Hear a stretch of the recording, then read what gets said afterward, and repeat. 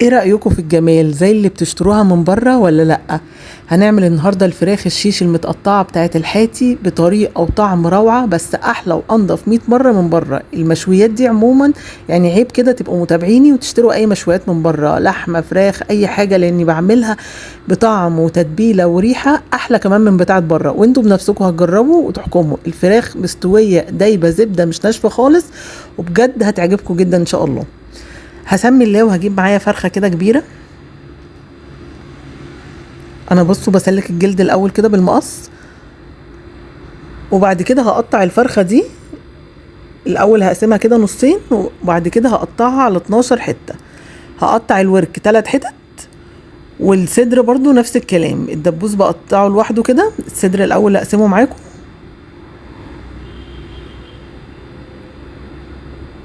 بعد كده الورك الدبوس لوحده، والحتة اللي هي بقية الورك دي بقسمها نصين، يعني قطعت الفرخة على 12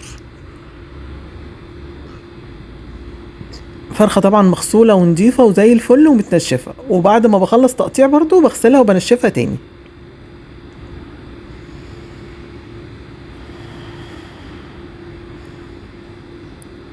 يبقى كده الفرخة بتطلع معانا 12 حتة. انا النهاردة عملت فرخة وورك فطلعوا معايا 15 حتة. وبصوا الدبوس بفتحه كده برضو، بتأكد كده ان هو استوى، وبيطلع كمان طري مستوي زبدة. بعد ما بخلصها برضو باخدها شطفة تاني وبنشفها.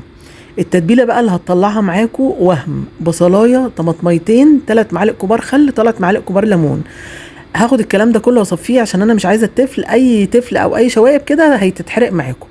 معلقتين كبار دبس رمان، التوابل ملح وفلفل وبابريكا وبهارات وبصل بودر وتوم بودر، و3 معالق كبار زبادي، ومعلقتين كبار دبس رمان. لو في عسل ابيض يا مرحبا، مفيش مش مشكله، دبس الرمان هيغني. ومعلقتين كبار صلصه. يبقى الصلصه معلقتين، دبس الرمان معلقتين، عصير الليمون 3، اللهم صل على النبي، الخل 3. ودول 3 معالق زيت برضو حطيتهم في الاخر لان كنت نسيت اضيفهم. هغطي الكلام ده كله بستريتش بقى، ومن الافضل من بالليل للصبح. اقل حاجه تسيبي فيها الفراخ ساعتين، مش اقل من ساعتين ابدا. بصوا هحط بقيه الخلطه والتتبيله كده عليها، وجبت صينيه حطيت فيها ميه وشرايح ليمون، عشان الميه دي بتخليها تطلع طريه معايا. استوت، اهم حاجه بقى تكه السوا. حطيتها نص ساعه على اعلى درجه حراره، تلت ساعه على اعلى درجه حراره، وبعد كده ساعه على 200. يعني السوا كله خد ساعة وتلت، ما بتاخدش اكتر من ساعة وربع، ساعة وتلت ابدا، وبتطلع معاكي مستوية ومتحمرة وزي الزبدة كده. تلت ساعة على اعلى درجة حرارة، وساعة على 200. بصوا شايفين الدبوس؟ بصوا زبدة.